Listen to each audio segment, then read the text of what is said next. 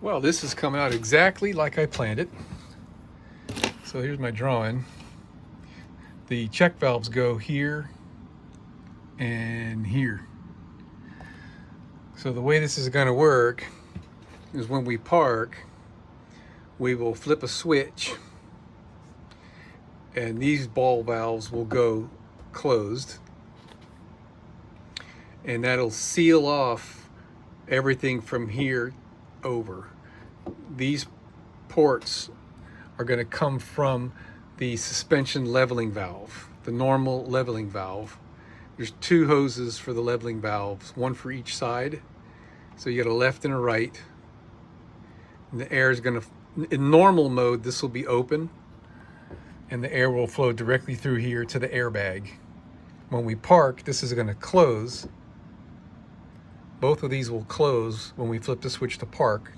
So now the air that's in the airbag, it can't escape back through the entire air system of the bus.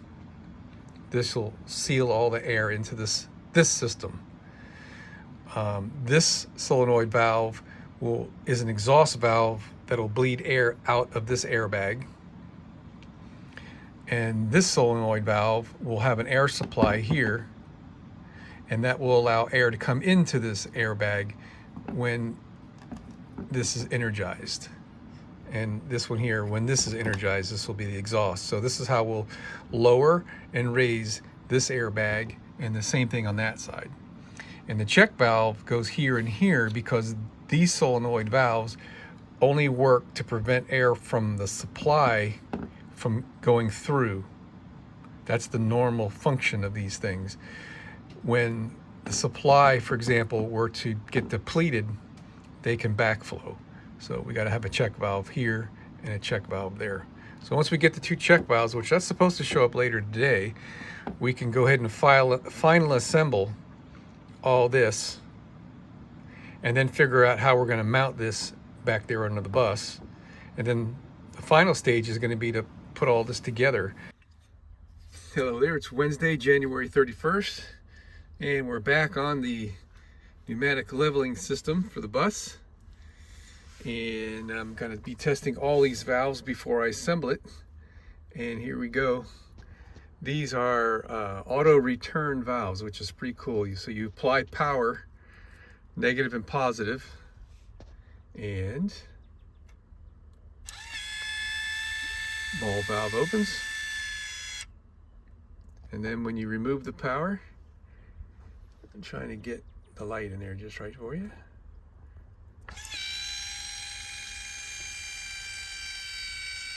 Isn't that awesome? All right, let's check all the rest of them.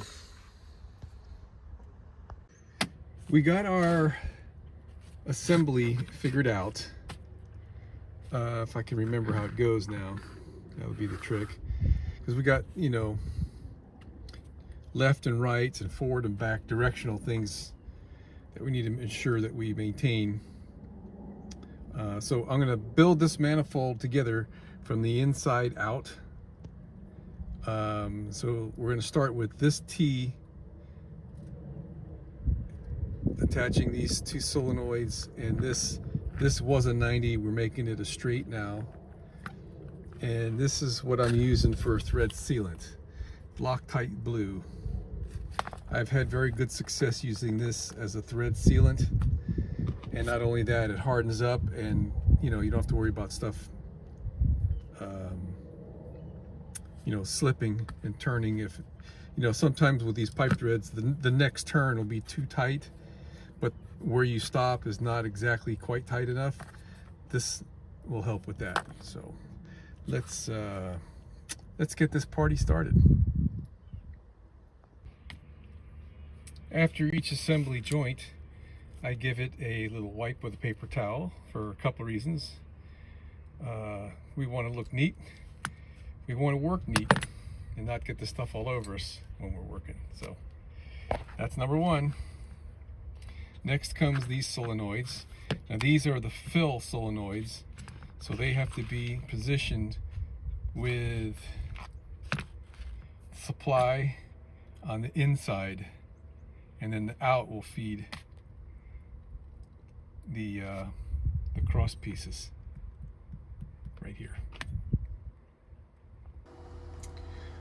We are fully installed, just using these cable clamps. So we've got those installed with self-locking nuts on the top side, and it's just screwed into the hat channel cross member of the bus floor. Got one on each side, one there and one there. I installed these nylon elbows into these exhaust valves just to keep trash from getting into those valves. And before I completed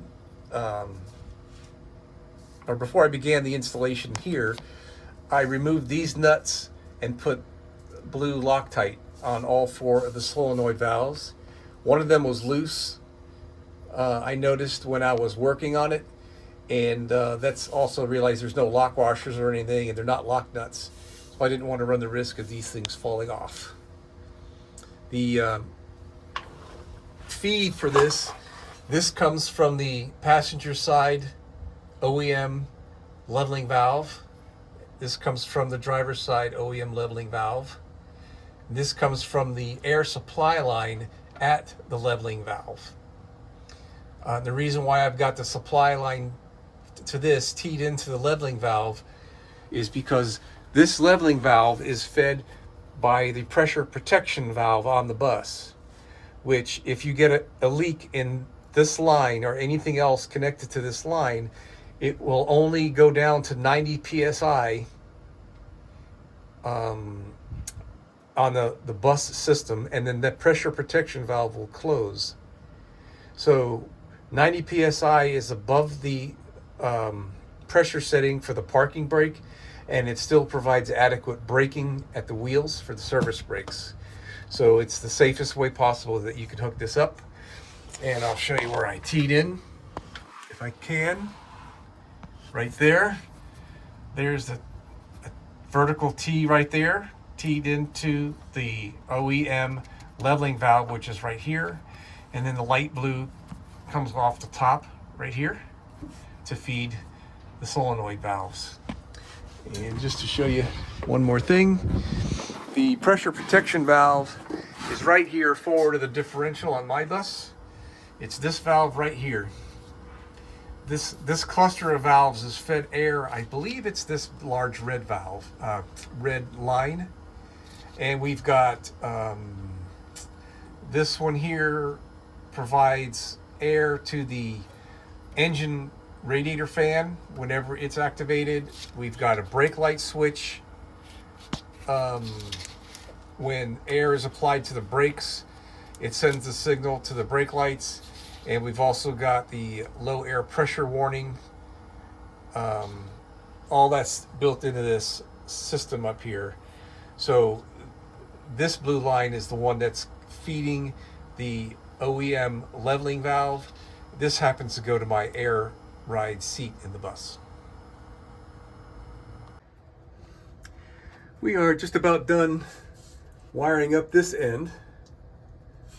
We did the solder and heat shrink thing here just to do our Boy Scout best on these connections. I've got 3 ground connections here. I used 2 terminals. Probably should have just used 1, but for these 4 relays here. And then the 2 grounds for this guy and that guy over there are tied together in this. And we're going to put this ground on the bottom side. We're going to put these 2 grounds on the top side. And I've already prepared the surface there. I got some stainless steel hardware to put it all together. And we're going to use this to coat the surface of the frame so we can hopefully not have some corrosion problems there. Well, I'm calling this part done. I would have preferred to have used some split loom across the back there, but I don't have any, so we just wrapped it with electrical tape the best we could to cover up all of our wires. Everything is done with heat shrink, so that's just to tidy things up. And we put some little baby zip ties on there. So now we gotta work on the dashboard part of this thing. Good morning, Hakuna Matata. All right, boy, I sure did screw up yesterday. It's Thursday, February 1st. Oh my gosh. I've already fixed what I messed up. I put, which one was this? This one. I put this check valve in backwards. God, I even marked it with a Sharpie and everything. I don't know how I did that, but I did. I mean, when I tested this, I didn't test it with air pressure, which I should have, but that would have been kind of an extra, you know. So the left side would go down, but it wouldn't go up. And that kind of sucked, right? So I had to, you know, all the wiring was soldered in place and taped up and all that good stuff. And to make matters worse, I had put Loctite on these because they didn't look like they were going to stay. You know, they just are there, you know what I mean? And one of them was loose from the factory. So this is where the coils would sit, the little black squares that are on there. They're still hanging back there, so I didn't have to desolder the wires. But since I chose to take the nut off and remove the coil instead of desoldering the wires, that's when I discovered that these posts, these whole things, are just an O-ring around like what looks like a little piston head. And the shaft was spinning. And I had to play heck to get these nuts off. So what I did, I mean, this one on the left was like really super loose. So I took this 2 screws out. I was too frustrated yesterday to video any of this. And I put a dot of Loctite on the surface where this post sits. And then put the plates back on, and now they seem like they're tight. And I'll be able to reassemble this. Some of these wires, I just desoldered them. I guess the red ones are going to be okay. The black ones I had to cut, so the black ones are going to be short. So I think what I'll start with, gosh, what I really should do on the black ones is put a separate ground lug on each one, but the wires are so thin. I guess I'll just get a piece of wire and extend this a little bit. I've got some, so that's what I'll do. Version 1.1, and I think it came out even a little bit better this time. Hello, it's Friday, February 2nd, 2024. Hakuna Matata, everyone. We are back on the pneumatic leveling system. This is the electrical panel that's to the left of the driver's seat inside the wall. I've removed the panel from here and the panel from up there. And it's just kind of cool to see some of your own work that you've done so long ago, and everything is perfect. It's nice that, you know, stuff works. Not always, right? So this pink wire is an unused circuit in the bus on the ignition. I'm going to be taping that up, and that is an inline fuse I've got, and that's going to be ignition on the black wire in this, I guess you'd call this duplex. It's some 16 gauge wire I've got a spool of, which is working out just perfectly for me. And this red one is going through another fuse holder, and that's being tied into this stud, which is a main feed from battery. Alrighty, we're all done in here. So we're tight, zip tied, heat shrink tubing is shrunk on both of those. The only thing we're lacking here is putting in the 2 fuses and we can close this panel right back up. As a matter of fact, we could close this panel up now because there's nothing for us to do in there. That's all done. And we can put our trailer brake controller back on.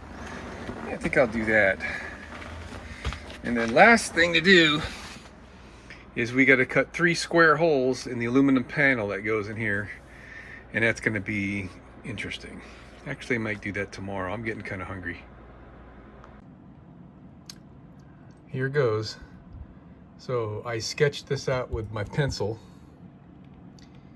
and I think I got it in the right place.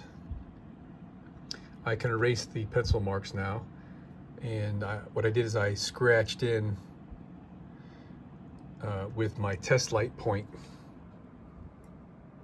and using those pieces of wood as straight edges. don't exactly have the right tools for the job here, but that might do it. So we're going to start by drilling about 400 little holes, and then we're going to follow that up with a hand file. It's tedious, but it's not hard. So first we just drill a bunch of holes, and then you come back and you waller out in the direction of the path with the drill. And if they're close enough, you can just push the drill sideways, kind of use it like a router, and it'll break through. If not, then I just use a hacksaw blade to just cut it, hacksaw blade by hand. And next comes the file.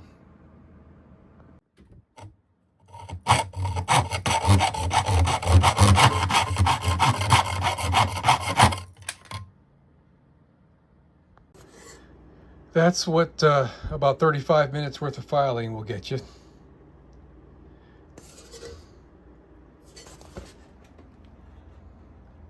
There's the file dust, and there's the drill shavings.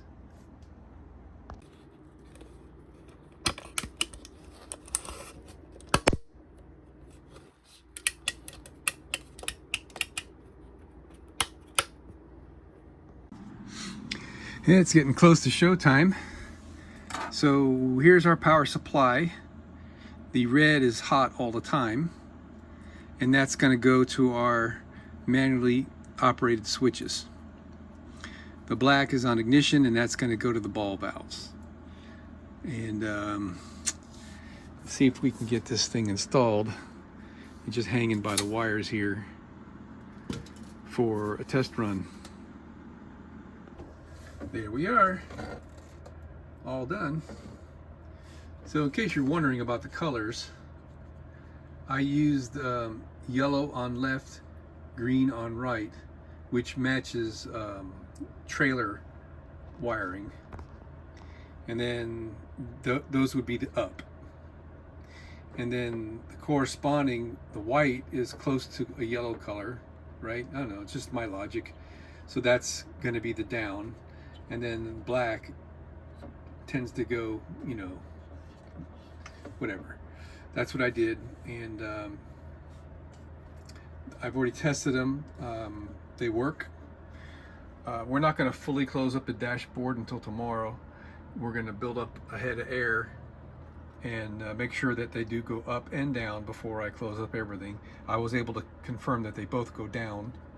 I could feel the bus shake when I exhausted those. And what's going to be really neat about this is when the key is in the off position, the ball valves are going to automatically close because the ball valves are on an ignition circuit, and the default on those is closed, which is kind of cool. So every time we stop the bus, whether we're going to use this system or not, when the key is off, ball valves are closed, and then we can manually control. I really don't even need this switch because that's pretty much the way we wanted it to function. But this gives me the ability to dork around with the left and the right pitch if I ever feel the need while the key is still on. Because I could turn the power off with this on the globe valves, ball valves, motor operated ball valves. All right. Hello there, it's Sunday, February 4th, 2024. And we are finally getting around to testing the system fully. The first thing I left the door open here so I could hear. Okay, I'm gonna drain the right side. I can actually see it going down. And I heard a little bit of a groaning noise, yeah, right side's all the way down. Where the metal to metal bumpers pressed. Now let's do the left side. I'm gonna get some bubble levels. Get that to go all the way down. I've got shop air hooked up to the bus tanks just so I don't have to run the engine. All right, so we should be all the way down on the driver's side now. Let's take a look.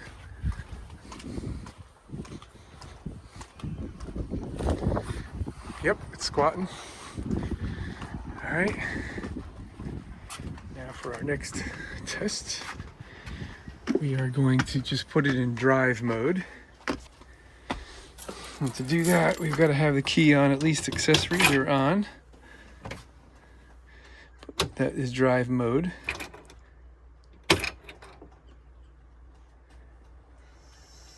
And I can hear the air flowing.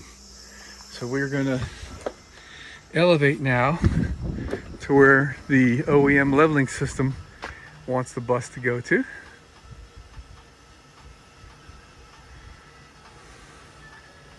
All right.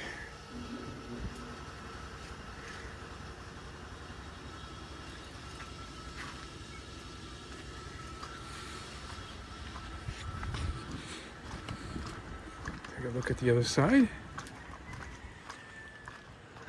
All right, just step at the back here. Yeah, it's as level as it always is. Slightly lower on the left side than the right side for whatever reason. I guess that's engineered into this thing to compensate for the road crown. Okay. So now we can do another test just for fun. Let's add a little bit of lift on the driver's side.